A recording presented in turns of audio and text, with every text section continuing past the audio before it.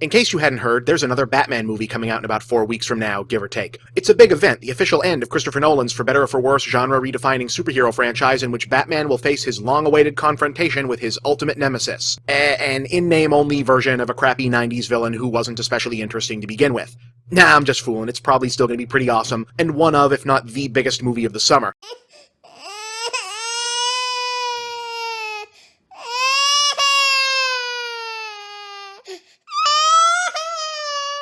So I figured I'd join the celebration by embarking on a retrospective through the last time that Batman was the biggest thing on the entertainment planet. Yes, it's a Movies are weird look back at the 4 original live-action Batman movies, starting with, well, the one that started it all, and I mean it all. Seriously, think about it. A case could probably be made that 1989's Batman is one of the most influential movies of all time. Notice I didn't say best, I said influential. In fact, I don't think I can name a modern motion picture other than Star Wars that's had a bigger, longer, and more profound impact on the popular culture. This was the movie that showed Hollywood that comic books could be turned into money-making blockbusters. Sure, there had already been Superman back in the 70s, but Superman was a cultural icon way bigger than just a comic book character by then. And while it took a long time for any superhero who wasn't Batman to repeat the success, without this Batman movie there probably never would have been that Blade, X-Men, Spider-Man 1, 2, 3 knockout a decade later that gave us today's superhero-dominated landscape. There'd certainly be no Avengers, hell, there probably wouldn't even be the new Batman movies. It went beyond Hollywood, too. This movie being made is the only reason we got Batman the Animated Series, and this movie making a fortune for Warner Brothers is the only reason that Paul Dini and later Bruce Timm had so much freedom to turn Batman the Animated Series into both one of the best cartoons of all time and what many consider to be the best version of Batman of all time. No Batman in 1989 would have meant no animated series, no Batman Beyond, no Superman, no Justice League, pretty much no DC animated universe.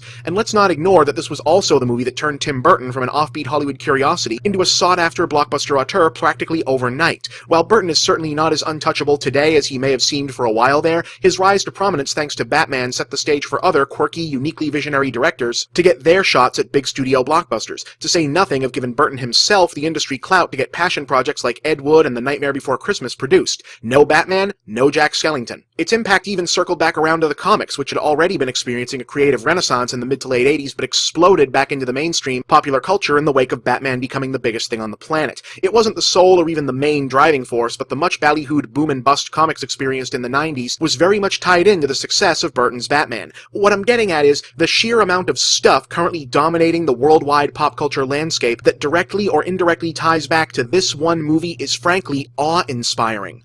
Which makes it all the more jarring that every time I go back and watch this movie, I can't ignore that it really doesn't work. In fact, it's actually kind of a mess. Now, don't freak out on me here, guys. Batman is a good movie. The good parts that are seared into your brain and my brain and everyone else's brain for whom this was one of the seminal movie events of our youth definitely hold up. And there's a lot to like in there. It just doesn't fit together in any kind of meaningful way. The story is seriously weak and oddly structured, beginning what would become a franchise-long problem of Batman being a mostly passive actor in a narrative driven wholly by the villain. There are huge gaps in the plotting and basic logic, exacerbated by the fact that Burton's celebrated heightened reality sensibilities are only in play intermittently. Sometimes it's a macabre gothic cartoon thing, other times it just looks and feels like a conventional 80s action movie, which makes story holes stand out. For example, it seems to take the world's greatest detective an embarrassingly long amount of time to figure out the Joker's incredibly obvious base of operations. And even then, he still doesn't do anything about it until the end of the movie. And incidentally, the Joker's whole motivation and scheme amounting to heavy-handed riffs on the cosmetics industry? Lame.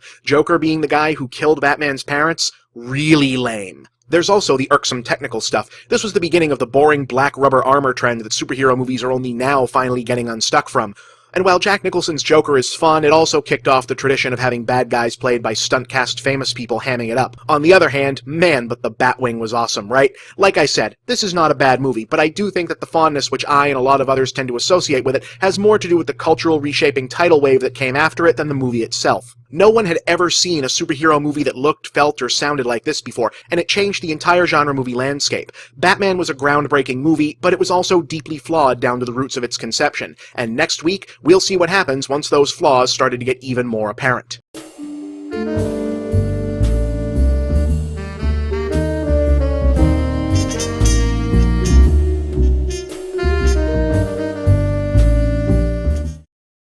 We are T-minus 3 weeks and counting from The Dark Knight Rises, and so we continue with this special Movies are weird. Retrospective on the quartet of Batman movies that started it all. As we discussed last week, there's no denying that Tim Burton's 1989 Batman was not only a groundbreaking movie, but also one of the most influential blockbusters ever. But looking back with fresh eyes, I also couldn't deny that it's an extremely uneven, disjointed, problematic film. And I'm not the only one. Batman may have catapulted Tim Burton to the top of Hollywood's directorial A-list, but he was very unhappy with how the movie turned out and was not planning to come back for a sequel. Warner Brothers, wanting to hang on to a director they thought had the golden touch for the Caped Crusader, ultimately wooed Burton back by promising him much greater creative control than he'd had on the first one, a decision that they would live to regret. The film was yet another extremely troubled production. A very public controversy erupted over who should be playing Catwoman before Michelle Pfeiffer landed the role, and while the earliest pitch of having her and the Penguin as the bad guys were there from the beginning, the original screenplay was extensively rewritten at Burton's insistence. Among the most interesting omissions, a young Marlon Wayans was initially cast as a drastically reimagined version of Robin, only to be written out of the screenplay shortly before production commenced. Incidentally, the more traditional Dick Grayson version of Robin had been similarly excised from the first movie. The result of all this, Batman Returns, is basically a much more extreme version of its predecessor. All the stuff that was good about the first movie, i.e. Burton's morbid aesthetic sensibility, Danny Elfman's trend-setting score, the fantastic industrial gothic set design, and the twisted comic book logistics of both the good and bad guys' increasingly elaborate schemes, are better than ever. The stuff that's bad is even worse. Danny DeVito's leering monster pervert penguin, while he basically has nothing whatsoever to do with the original comic version of the character, is a thing to behold, while his circus freak army and the reveal of their ultimate evil plan is some of the most awesomely nightmarish stuff anyone ever put in a big-budget blockbuster. And really, what else needs to be said about Pfeiffer's Catwoman at this point? One of the all-time great genre movie femme fatales, a character whose presence drop-kicked an entire generation of young men into early puberty, and probably told us everything we ever needed to know about Tim Burton's sexual psyche. It even probably still has the best action sequences of the original series, even if they still couldn't do anything about poor Michael Keaton not being able to move inside that god-awful rubber costume the movies still insist on covering Batman with to this very day. So yeah, all that audio, visual, mood piece stuff, that all still works. Everything else, on the other hand, is pretty much disastrous. The movie makes even less sense than the first one and plays out like a series of barely connected episodes. The Penguin seems to go through about 3 or 4 separate master plans, while Christopher Walken's Max Schreck character, who was originally conceived as the Penguin's long-lost brother, hangs around with not a lot of discernible purpose. And while I kinda dig the fact that the second act's Penguin running for mayor B-story is actually an adaptation of a Penguin-centric episode from the old Adam West show, it's ultimately a pointless mid-film diversion. Once again, Batman gets pretty much nothing to do in the plot of his own movie other than react to whatever the bad guys do, and what initiative he does take doesn't really make a lot of sense. Why is Bruce Wayne hung up on Selina Kyle? Why is he the only person who mistrusts the Penguin right away? More glaringly, Returns is where it becomes unavoidably obvious that however talented and well-intentioned the filmmakers were, Burton and company really didn't get Batman. At all. Like, yeah, I like Danny DeVito as this nasty, evil version of the Elephant Man creature, but I'm sorry, a puppy is not a Volkswagen, a cheese wheel is not a pillow, and this isn't the Penguin. And yeah, I know Catwoman has had a lot of revised origin stories over the years, but what made her interesting for so long in the comics is that she's often one of the few Batman antagonists who's probably less crazy than Batman, a rare female villain who looks how she looks and does what she does because she just wants to. In Returns, all that woman in charge of her own sexual power ferocity gets explained as, oh, she went crazy. And yes, I'm sorry, Batman just shouldn't be straight up murdering people, which is what he totally does to a bunch of Penguin's clown guys, and he really shouldn't be enjoying himself so much as he does it. There's not many things that you have to get right about Batman, but those are 2 of them. Batman Returns was ultimately a big hit for Warner Brothers, but it actually didn't do as well as they were projecting for it to do. Worse, while given Burton creative freedom to make the film as dark and perverse as he did probably led to most of the stuff that works, the film became a public relations nightmare for the studio almost immediately upon its release. See, while the first Batman was the movie that made it okay for adults to love superhero flicks, unsurprisingly, a character that was initially conceived for children got most of its long-term merchandise staying power from children. So when parents carted truckloads of kids who'd worn out their VHS tapes of the first movie off to theaters for the sequel, largely unprepared for the sheer volume of violence, gore, barely concealed S&M fetishism between Batman and Catwoman, and Penguin's near-constant barrage of lecherous sexual innuendo, there was a major public backlash. Parents groups complained that such a dark movie had no business being merchandised with an eye on younger audiences. McDonald's had to all but publicly apologize for granting the film a Happy Meal tie-in. Kenner, who had the license to make Batman Returns action figures, didn't even bother trying to make a version of DeVito's Monster Penguin for the official toy line, going with a classic version instead. Warner Brothers was panicked by all of this. They had an entire long-term Batman merchandising empire in the works, including a high-profile animated series that was still in production at the time, and they were seriously concerned that Burton's increasingly dark approach would jeopardize those plans. fans. And next week, I'll revisit the steps they took that changed the course of the series and the history of comic book movies forever.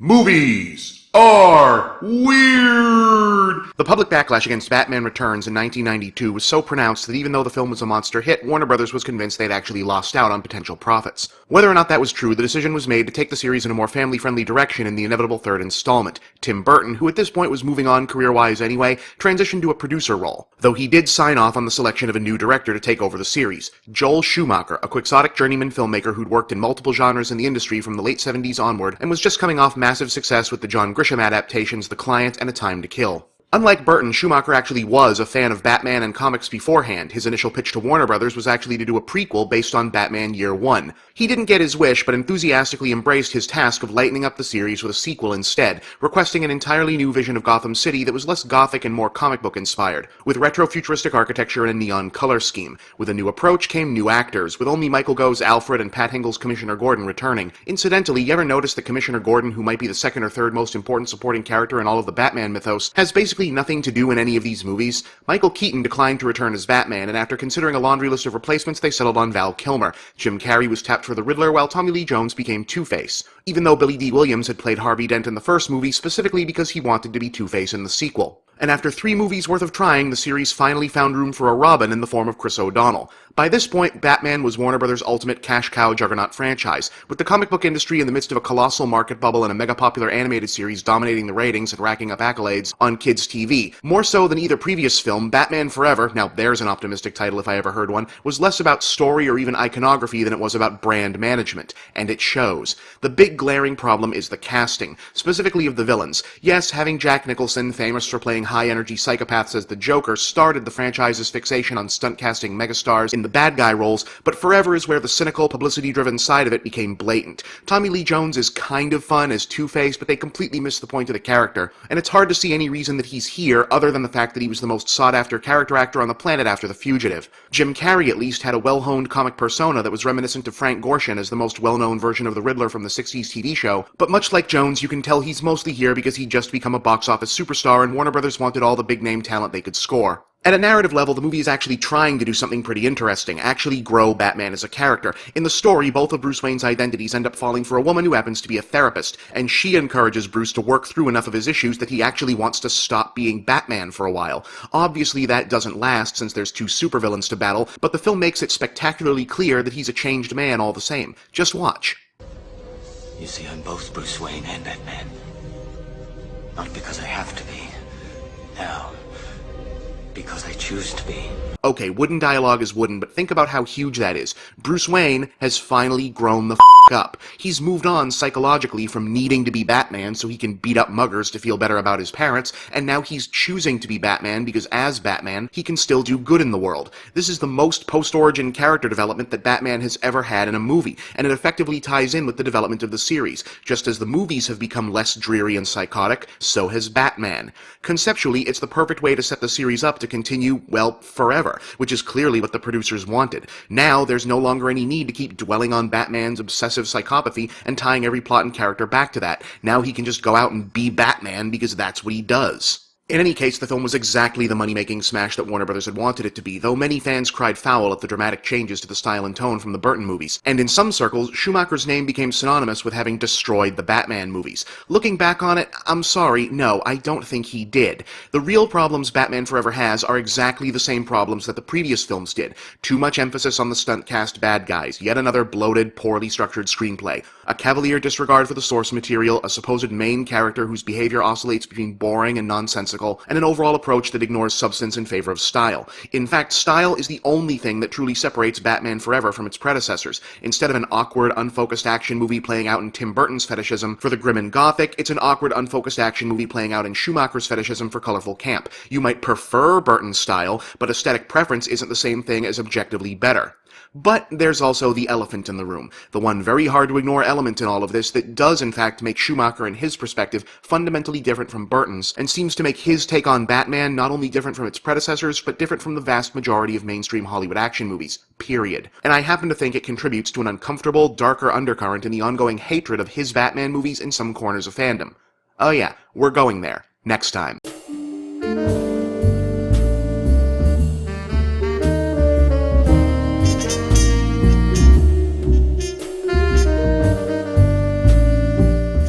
Batman and Robin is a bad movie. Let's get that right out of the way right off the bat. It has the worst script of a series that never had good scripts, really. It's filled with terrible casting decisions, half the actors look lost, its tone is all over the map, very little of it makes any sense, a lot of the effects and production design are just terrible, and the whole enterprise just looks bloated, ugly, and dumb. The meaningless, empty, cynical commercial excess that defined blockbusters of the 90s, totally embodied by one staggering misfire of a movie. But you know, it's not really that bad. I mean, it's pretty bad, but Batman and Robin always seems to crop up on all-time worst lists next to stuff like The Room or Birdemic or American Godzilla, and once upon a time I might have agreed, but the same hindsight that forces me to grudgingly admit that Tim Burton's Batman movies are way the hell far from perfect also affords me the opinion that this one just isn't the toxic spill I used to think of it as, and many people still seem to. There's actually a lot of stuff in it that I really like. Unfortunately, most of it is the stuff that doesn't work with the other stuff, breaks it as an adaptation, and detracts from the bigger picture. I mean, it's pretty much bad in the same way that Street Fighter or Flash Gordon are, and those are frequently cited as so bad it's good cult classics. If nothing else, it's never boring and it never offends me intellectually by its very existence, so by that measure I'd have to say it's better than a lot of other superhero movies. So why was it so hated at the time? Why does Showgirls get to be this ironically memorialized accidental anti-classic, but Batman and Robin is still a pop culture pariah? Well, part of it is myth-making. Not to beat this horse again, but one of the big reasons that comics in the late 80s and 90s got so profitable and prominent as to inspire and sustain the big-budget Batman movies was that the thematic and content spillover from pitch-dark reworkings like Watchmen and Dark Knight Returns had allowed bigger-spending teen and adult fans to come out of the closet, and publishers relentlessly pandered to them. By the mid-1990s, the fandom marketing nexus had created a revisionist history of comics in general and Batman specifically that flattered the sensibilities of fans who were gobbling up the grim and gritty 90s aesthetic, namely that Batman had always been meant to be dark and edgy. No, he wasn't, and that this true Batman had been destroyed in the eyes of the culture by the Adam West show. No, it hadn't, until Frank Miller put things right. No, he didn't. Batman and Robin, with its confectionery color palette, deliberately artificial design sensibilities, and blatant undercurrent of self-parody, all of which don't work in the film, don't get me wrong, was pretty much mud in the eye of self-conscious Bat fans who'd worked so very, very hard to establish how dark and mature their hobby had supposedly become. An inescapable reminder that comic book superheroes had looked like this for a lot longer than they'd looked like this. So, okay, there was that, and there's also the other thing. Joel Schumacher is frequently mentioned as one of Hollywood's more successful openly gay filmmakers. Now, I don't know Joel Schumacher personally, so I don't know if that's an undisputed fact, and frankly, his sexuality doesn't matter to me and is none of my business. That said, I do think it's kinda clear that his approach to Batman does seem to be informed by a gay male perspective, both in the way that the heroes' costumes and the way they're photographed fetishize the male body, and the way the film makes visual reference to Golden Age Hollywood musicals, theater culture, and the comedy-drama style referred to as camp, all of which are often associated with gay American popular culture, though obviously not all gay people automatically. Batman and Robin, and to a slightly lesser degree Batman Forever, has a culturally gay sensibility, is what I'm saying, regardless of who directed it. So, why should that be a problem? Let me be clear, I'm not saying that all or even most of the vitriol aimed at Batman and Robin was homophobic, or that if you don't like it, you're homophobic, or anything like that. But guys, I was there in the thick and thin of fanboy culture in the nascent days of the internet when the Schumacher Batman backlash hit peak volume, and while not all or even most of the rage was directed at the perceived homosexuality of the film or filmmaker, a lot of it was. I'm sorry, but there was a lot less cogent discussion of poor narrative structure than there was, "Rah, nipples and codpieces on the Batsuit, why?" going on. This was coming, incidentally, from guys who likely didn't have a problem with this. It's not exactly surprising, after all, in the 90s, Hollywood blockbusters like the Batman movies were pitched at exactly one type of audience, teenage boys. And if you've ever spent 5 minutes on Xbox Live, you know that nothing turns teenage boys into venom-spewing hate machines faster than the presence of something quote-unquote gay. And while I don't think this is the only reason people hated this movie by any stretch of the imagination, I do think it contributed to the hate staying so visceral and so overblown for so long. In any case, the film's legacy speaks for itself. Not only did the public backlash and the widespread dissatisfaction of the cast and crew with the studio ordering them to more or less make a toy commercial effectively end the Batman series, it had an even bigger impact than that. When the film's US box office turned out less than impressive, Schumacher and others made major headlines by placing some of the blame on heavily negative rumors, leaks, and spoilers posted on movie geek websites like Ain't It Cool News. True or not, this catapulted early film geek sites into mainstream international awareness overnight, turning web personas like AICN's Harry Knowles into pop celebrities and giving first-wave web-based movie pundits massive exposure that many of them have now parlayed into successful journalism and even filmmaking careers. Without this development, the internet would probably look a lot different. The heavily internet opinion-influenced geek takeover of Hollywood might not have happened, and frankly, I might not have this job. So, thanks, Batman and Robin. On the downside, the backlash against and panicked rush not to repeat the Schumacher Batman aesthetic is probably why, for example, the X-Men showed up in their first movie looking like well-tailored frogmen, while Superman almost wound up dressed like this. On the other hand, it was also ultimately the impetus for Warner Brothers to try saving the franchise by letting Christopher Nolan undertake a radical reinvention of the Batman mythos that has reshaped the genre to an astounding degree, with a third and final act hitting screens in just a few days. And you'll find out what I thought of The Dark Knight Rises on this week's Escape to the Movies. I'm Bob, and that's the big picture.